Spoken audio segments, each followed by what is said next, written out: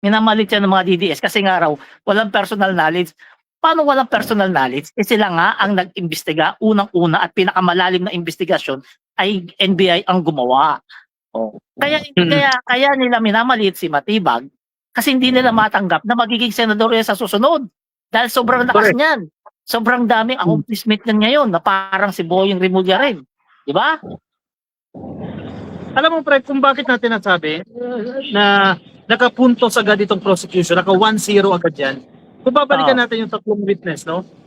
Sinalang nila. Yung una yung CPA, di ba? Sumunod dyan isa pang abogado ng NBI and then yung director nila. Kung papansinin mo, kahit anong efforts na gawin ng defense, na balik-balik na rin yan, na gisahin sila, wala kang makikita na na-intimidate itong mga witness na to na nagkabalubaluktot yung kanilang mga sinasabi.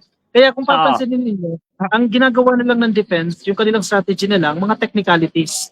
Diba? Mga strategies na lang para kahit kapamano, mabawasan yung pagiging, yung bigat o yung pagkapahiya nila. Kasi unang-una, mahirap talaga ipagtanggol si Sara Duterte dahil may mga recorded videos, authenticated videos na inaamin talaga ni Sara Duterte itong pagbabanta. So, kahit ito pang pinakamahusay na abogado, hindi mo na sila may pagtatanggol. So, ang remedy mo na lang dyan, hanapan mo na lang ng butas, hanapan mo na lang ng technicalities, hanapan mo na lang ng mga procedural lapses. Diba? Ilang araw na ba yung impeachment? Siyam, tama? Actually, 11 na, no? 11 yung requested, yung by timeline, no? By schedule, 11. Pero, ang na-consume lang nila ay 9 days. Ibig sabihin po, nakatipid po ng 2 days. Ibig sabihin ngayon naka 9 days pa lang ngayon, di ba? Naka 9 days.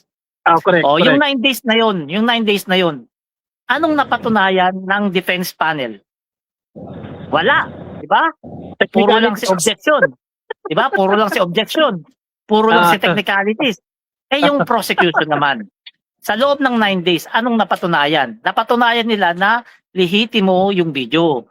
Napatunayan nila na lihitimo na nagbanta si VP Sara. Napatunayan nila na lihitimo si Pastor Duterte na may pagbabanta rin kay Pangulong Bongbong Marcos.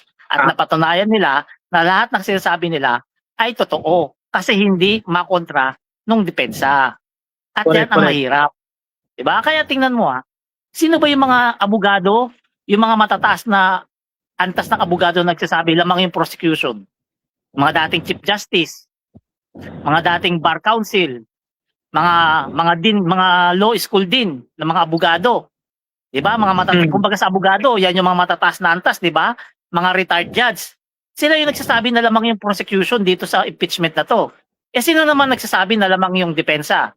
Yan, si Ngongo, si Huge, diba? Si Maharlika, si Iloy Bugris. Ikumpara mo naman itsura ng mga yan. Ikumpara nyo naman yung isip ng mga yan. Ikumpara nyo naman yung taas ng pinag-aralan ng mga DDS na nagsasabi na lamang yung depensa doon sa mga nagsasabing lamang yung prosecutor. Di ba? Sila din. Alam ko, love your own. Pinupuri nila yung sarili nila. Pero tama yung punto mo marami pong mga eksperto, mga legal experts ito. Hindi mga mema mga legal experts ito. Mga kumbaga tinitingala ito sa larangan ng paglikha at pagpapatupad ng batas